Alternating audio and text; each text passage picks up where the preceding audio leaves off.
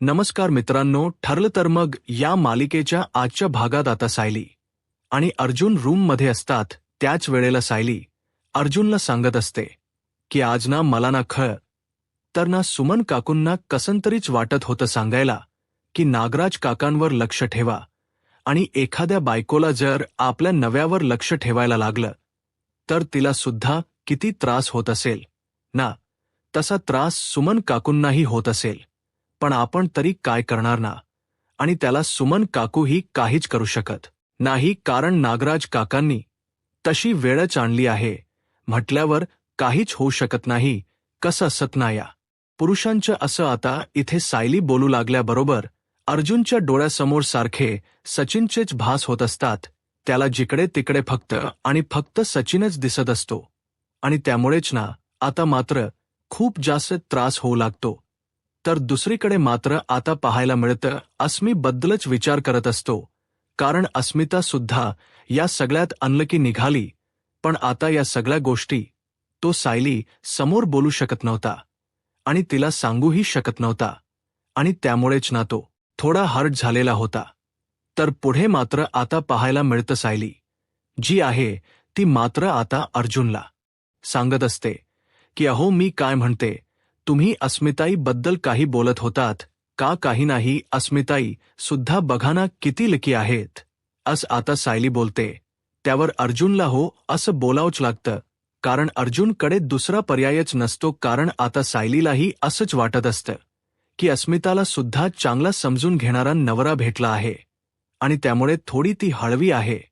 बस इतकंच. पण पुढे मात्र हा विचार ना अर्जुनच्या डोक्यातही येत असतो. अर्जुनला माहिती असतं की कसं आहे तो नेमका ते, आणि त्यामुळेच ना अर्जुन त्या सचिनचाच विचार करत असतो. पण सायलीला या सगळ्या गोष्टीबद्दल तो सांगू शकत नसतो, तो हळवा असतो.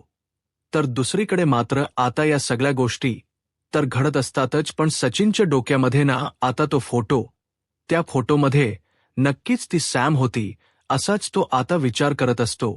कारण त्याला आता या सगळ्या गोष्टी ना एकदम परफेक्टली कळत असतात. विचार करतो की पण सॅमचा आणि अर्जुनचा काय संबंध असेल हे तर बघायला हो ना, मग हे शोधून काढायला हो. ती फाईल जी आहे ना ती फाईल एकदा पुन्हा बघतो स्टडी मध्ये जाऊन, म्हणजे मला जे काही आहे ते व्यवस्थित समजेल असा देखील विचारणा आता इथे सचिन करू लागतो.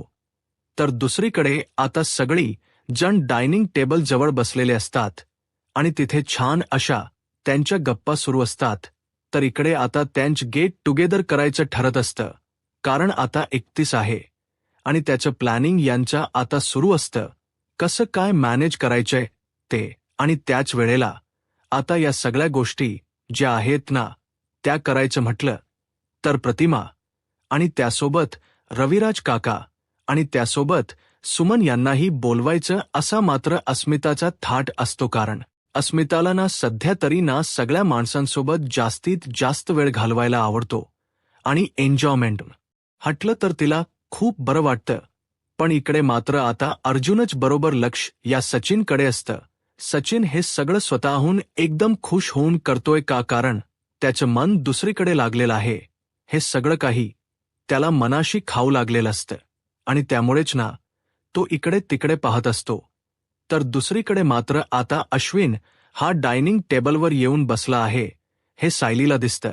त्यामुळे सायली ठरवते की जरा का होई ना जाऊन बोलायला हवं. म्हणूनच सायलीला असं वाटतं की हीच योग्य ती संधी आहे आणि म्हणूनच आता सायली जी आहे ती बोलायला म्हणून गेलेली असते. पण त्याआधी ना ती म्हणत असते की आज ना खीर बनवली आहे, थोडीशी खाऊन घेता का अश्विन भाऊजी? आणि असं बोलून ना ती त्याला आता खीर खाऊ घालते आणि मग तो सुद्धा ती खीर खातो. त्याच वेळेला आता आधी 31च्या पार्टीबद्दल बोलू लागते सायली की आपल्याकडे गेट टुगेदर करायचं ठरत आहे.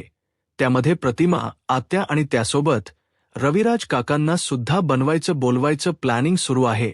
हे सुद्धा आता सायली सांगत असते.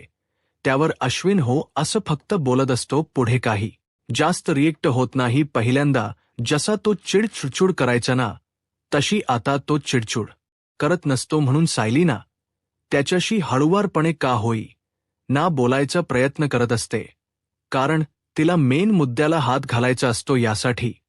तर तिने आता बोलायला सुरुवात केलेली असते. तर त्याच वेळेला आता ती बोलत असते की अश्विन भाऊजी, मामचं तुमच्याकडे ना अजून एक महत्वाचं काम आहे. तर तिकडे आता अर्जुनच सुद्धा लक्ष असतं. अर्जुनने आणि सायलीने प्लॅनिंग करूनच अश्विनला बोलत करायचं, अश्विनशी बोलायचं ठरवलेलं असतं. पण तो आधी स्वतःहून या सगळ्यासाठी तयार होईल का, म्हणूनच सायलीने या सगळ्यात पुढाकार घेतलेला असतो. सायली स्वतःहून अर्जुनला सांगत असते की मी बोलीन त्यांच्याशी, आणि अगदी तसंच ती करत असते. म्हणजेच ना, ती आधी अश्विनशी बोलायचा प्रयत्न करते, अश्विनची आधी चौकशी वगैरे करते, आणि त्यानंतरच ना ती तिच्या मूळ विषयाला हात घालत आता बोलू लागते.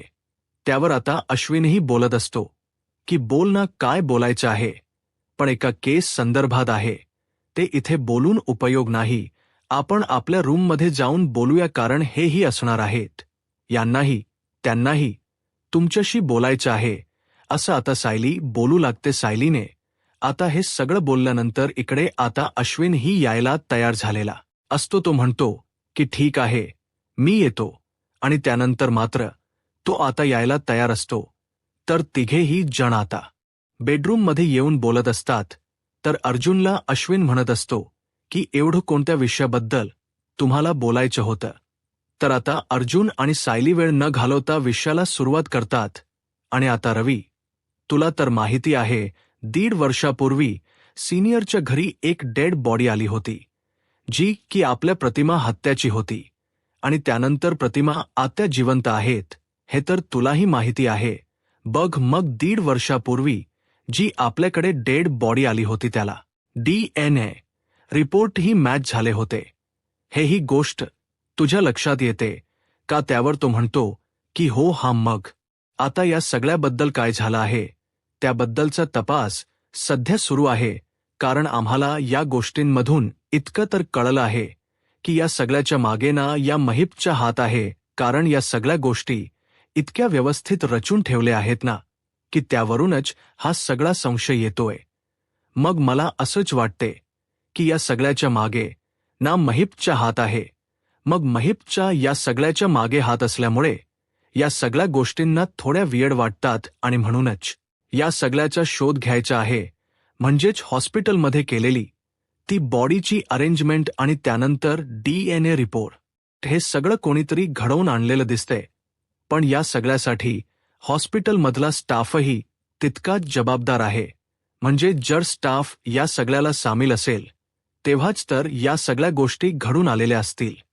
आणि म्हणूनच ना या सगळ्याबद्दलची माहिती आपल्याला गोळा करायची आहे की हे नेमकं कोणी केलेलं आहे, आणि यासाठी आम्ही या सगळ्या गोष्टींचा तपास घेत आहोत. आणि या सगळ्या गोष्टींमध्ये मला असं वाटतं की तू आम्हाला मदत करू शकतोस. त्यावर अश्विन म्हणतो की हो, मी तुम्हाला मदत करायला तयार आहे, कारण भले काही असलं तरी सुद्धा आपल्यामध्ये मतभेद असले तरी सुद्धा रविराज काकांच्या बाबतीत कोणतीही गोष्ट झाली तर ती मलाही सहन होणार नाही. दुसरीकडे मात्र आता पाहायला मिळतं, जेव्हा विमल आणि कल्पना या दोघीही जणी बोलत असतात ना, तेव्हा मात्र आता नेमकं त्यांचं बोलणं इथे असणाऱ्या या प्रियानं ऐकलेलं असतं. तर आता अर्जुनच्याच रूममध्ये अश्विन आहे, आणि त्याचसोबत ते दोघंही जण बोलायला लागलेत ना. मला बरं वाटते. मग आता अश्विनी ना आपल्या हातची कॉफीही घेईल, म्हणजे तो बरा, असे कल्पना बोलत असते. आणि कल्पना आणि विमलच हे बोलणं नेमकं आता प्रियानं ऐकलेलं असतं. आणि मग प्रिया हीच या डोक्यामध्ये अनेक विचार सुरू होतात. म्हणजेच ना प्रियाला आता कळून चुकलेलं असतं की आपलं नाणं खराब झालं आहे. म्हणजे एवढं सगळं करून सुद्धा आता इकडे आपलं सगळं धुईत गेलेलं दिसतंय, हे तर आता तिच्या लक्षात येतं. कारण तिला आतापर्यंत हेच वाटत होतं की चला आपल्याबरोबर हा आपल्या पंक्तीत आहे, पण आज चक्क तो अर्जुनच्या रूममध्ये मध्येही गेले. म्हणजे या दोघांच भावाभावांचं नातं जे आहे ते पुन्हा नीट झालं का, असाच विचारणा इथे मात्र आता प्रिया करत असते. म्हणूनच प्रिया आता पटकन सायली अर्जुनच्या रूमच्या दिशेने जायला निघते. नेमकं यांचं काय बोलणं चाललंय या सगळ्या गोष्टींना तिला ऐकायच्या असतात, म्हणूनच ना ती आता जिन्यातून ऐकायचा प्रयत्न करत असते. कारण सायली, अर्जुनच्या रूमचा दरवाजा हा ओपन असतो आणि म्हणूनच प्रिया तिथून बोलणं ऐकायचा प्रयत्न करत असते. आणि त्याच वेळेला आता सायलीच लक्ष जातं की प्रिया ह्यांच बोलणं ऐकायचा प्रयत्न करत आहे. आणि त्यामुळेच ना आता मात्र सायली विचार करते की नाही, आता जर हे बोललं हिने ऐकलं तर पुन्हा प्रॉब्लेम होऊ शकतो. म्हणूनच आता सायलीच जसं लक्ष जातं तसं आता सायली दार लावून घेते. कारण हे सगळं प्लॅनिंग आहे ना, बाहेर ऐकायला जाऊ नये, म्हणजेच खास करून प्रियाला प्रियापासून. तर हे सगळं लपवायचं आहे, कारण प्रियाचं साटलोट हे बरोबर त्या महिप्त बरोबर आहे हे माहिती असतं सायलीला. आणि सायलीला नेमकी ती जिन्यात उभी राहिलेली प्रियाही दिसते. आणि त्यामुळे सायली पटकन जाते आणि दार लावून घेते. सायली जस्ट दार लावून घेते ना, तसं मात्र आता इकडे अर्जुन आणि अश्विन हे बघत असतात. तर अश्विन सांगा लागतो की काय झालं आहे, दार का लावून घेतलं. त्यावर सायली म्हणते की आई बापाने याबद्दल अजून तरी आपण काही सांगितलं नाहीये ना, मग पुन्हा त्या गोष्टीचा ते विचार करत बसतील. आणि म्हणूनच आपण हे सगळं काही एकदम सिक्रेटली करत आहोत असं देखील आता सायली आहे ती बोलत असते. आणि त्यावेळेला आता सायली आणि अर्जुन त्याला हे म्हणतात की आपल्याला ही गोष्ट तन्वीला सुद्धा सांगायची नाही आहे, बरोबर. आता अश्विनची चिडचिड व्हायला सुरुवात होते. अश्विन म्हणत असतो की आता तुम्ही माझ्या बायकोपासून ही गोष्ट सुद्धा लपवून ठेवणार आहात का, म्हणजे आता माझ्या बायकोला या सगळ्या गोष्टी सुद्धा अंधारात ठेवायचे का. मला मुळात कळतच नाहीये की तुमच्या लोकांच चाललंय काय, म्हणजे एवढ्या सगळ्या गोष्टी तुम्ही मला हाताशी घेऊन करायचं ठरवताय, पण तुम्ही ह्या गोष्टी माझ्या बायकोला सांगू नको असं सरळ सांगतायत. तर तसं मला जमणार नाही, कारण ते सुद्धा तिच्या आई वडिलांच्याच निगडीत आहे ना, असंही अश्विन बोलू लागतो. त्यावर मात्र आता सायलीने बरोबर अश्विनची दुकरील असंच धरलेली असते. आणि आता मात्र तन्वीच्या बाबतीतच तुम्ही असा कसा निर्णय घेऊ शकता अश्विन भाऊजी, मुळात मला हेच कळत नाहीये. मला एक गोष्ट सांगा, तुम्हाला या सगळ्या गोष्टी चालणार आहेत का, म्हणजे मला एकच सांगा की तन्वीच्या जीवावर जर बेतलं तर. हे ऐकल्यानंतर आता अश्विनला खूप मोठा धक्का बसतो. अश्विन म्हणतो ते कसं. त्यावर मात्र आता तुम्हालाही माहिती आहे की महिप्त किती पोचलेला माणूस आहे ते, आणि त्याने DNA जर मॅच केला आहे तर तो काही करू शकतो. आणि मुळात साक्षी जेव्हा जेलमध्ये गेली होती तेव्हा तो किती चिडला होता. आणि त्याला हेही माहिती की त्यावेळेला जे स्टेटमेंट दिलं गेलेलं होतं ते स्टेटमेंटही प्रियाने दिलेलं होतं. आणि तुम्हाला तर चांगलंच माहिती आहे की तो कसा माणूस आहे ते, त्या जीवावर उठलाय. आणि त्याच वेळेला आता अश्विनच्या हेही लक्षात येतं की सायली बोलते ते बरोबर आहे, कारण या आधी सुद्धा अश्विनने प्रियाला जेलमधून सोडवून आणलेलं होतं. त्याचं एकमेव कारण हा महिप्त तर होता, महिप्तने केलेला हल्ला. आणि या सगळ्या गोष्टी मग आता सायलीने या सगळ्या गोष्टीची जेव्हा आठवण करून दिलेल्या असतात ना, तेव्हा मात्र आता अश्विनच्या लक्षात येतं की हा तू बोलतेस ना ते अगदी परफेक्ट आहे, म्हणजे मला आता कळून चुकलेलं आहे की बरोबर काही झालं तर या गोष्टी तन्वीपासून लपवून ठेवायलाच हव्यात. तन्वीला या गोष्टी सांगून उपयोग नाही असं देखील आता बरोबर माहिती झालेलं असतं. आणि त्यामुळेच ना या सगळ्या गोष्टी समोर दिसत असतात. पण या सगळ्या गोष्टी आता आपल्याला तन्वीला सांगायच्या नाहीयत, या गोष्टी सिक्रेटने करायच्या आहेत असं आता अर्जुनही सांगू लागतो. आणि त्यानंतर आता या सगळ्याला अश्विनची साथ असते हे सुद्धा आता अर्जुनला कळून चुकतं. आणि त्यामुळे आता अर्जुन जो आहे तो आता अश्विनला फाईल देतो आणि सगळ्या गोष्टी समजावून सांगू लागतो. तर अश्विनही आता ती फाईल वगैरे नीट वाचत असतो, कारण त्याला आता या सगळ्या गोष्टींमध्ये विशेषतः लक्ष द्यायचं असतं, या रिपोर्ट्स आणि हे सगळं काही. आणि त्यामुळेच ना आता तो तन्वीपासून सुद्धा हे सगळं सत्य लपवायचं ठरवतो. इथे मात्र प्रिया बाहेर उभं राहून काही ऐकायला येतं का हे बघत असते, पण तिला काही ऐकायला येत नसतं, काही म्हणजे काहीच नाही. म्हणूनच आता ती विचार करते की काय करू आता, बाहेरचं काय चाललंय ते काहीच ऐकायला येत नाहीये. यानी तर खोलीचं दारही लावून घेतलंय, आता काय करायचं हा मुळात प्रश्न नातीला पडलेला असतो. दुसरीकडे आता सचिन आणि त्यासोबत अस्मिता बोलत बसलेले असतात. अस्मिता सचिनशी गप्पा मारत असते आणि तेवढ्यातच ना सचिनचा फोन वाजतो. सचिनचा जसा फोन वाजतो तसा सचिन तिकडून उठत असतो. तर त्याला अस्मिता सांगत असते की बोल ना, इथेच बस आणि बोलून घे. पण आता सचिन म्हणतो की मकासपासून तर बसलोच आहे, त्या निमित्ताने जरा बाहेर जाऊन फोनवर बोलून येतो. आणि असं बोलूनच ना, आता तू अस्मिता जराही ऐकत नाही, कारण त्याला फोनवर बोलायचं असतं आणि यासाठी तो फोनवर बोलायला आतमध्ये निघून जातो. आणि जेव्हा तो बाहेर येतो तेव्हा मात्र फोनवर बोलत असताना त्याला आता समोरचा व्यक्ती पैशांची मागणी करत असतो की तू पैसे कधी देणार आहेस. उसने घेतलेस हप्ते, तर हप्तेच बाकी आहेत, कधी करणार आहेस. हे सगळं पैशांचा बंदोबस्त कर, नाही तर वाट लागेल. अरे हो, मी इथे आलोय, माझं काम चालू आहे, जमतंय थोडंफार माझं काम इथे, माझे पेन्ना पैसे झाले का मी हळूहळू देतो पैसे, असं देखील तो आता फोनवर असलेल्या समोरच्या व्यक्तीला सांगत असतो. आणि या सगळ्या गोष्टी सांगताना त्याची नाकीन आलेली असतात, कारण त्याच्याकडे आता पैसा नसतो आणि समोरच्या व्यक्तीला तो पैसा कसातरी जमवून त्याला द्यायला लागणार असतो. आणि त्यासाठी त्याचं डोकं काम करत नसतं, पण उगाच आदेश द्यायचा म्हणून, आपलं द्यायचं म्हणून त्याने आता सांगितलेलं असतं. दुसरीकडे आता या प्रियाला माहिती असतं की अश्विन आपल्या हातात नाच चाललेला आहे, म्हणूनच आता अश्विनला पुन्हा आपल्या बाजूने ओढण्यासाठी तिने उपमा आणि त्याच्यासाठी कॉफी करून आणलेली असते आणि ती त्याला द्यायला जाते. तर अश्विन मात्र तिच्याकडे बघत असतो. अश्विन तिला बोलत असतो की ठेव तिकडे, मला आता तरी काही नकोय. तर अश्विनला ती म्हणत असते की काय रे अश्विन, आजकाल तुला माझ्यासाठी जराही वेळ नाहीये, जराही तू मला विचारत नाहीयेस काय चाललंय काय तुझं, म्हणजे या बायकोला सुद्धा जरा वेळ देत जा. आता इकडे असणारी प्रिया जी आहे ती बोलत असते. प्रिया जेव्हा हे सगळं काही बोलते तेव्हा अश्विन मात्र तिला इग्नोर करत असतो. अश्विनला काही पडलेलं नसतं, कारण अश्विनला ना या सगळ्याचा रागच मुळात येत असतो. तर तो प्रियाला उलट तिच्यापासून लांब राहायला सांगत असतो. पण तुमचं बोलणं काय झालं होतं मगाशी?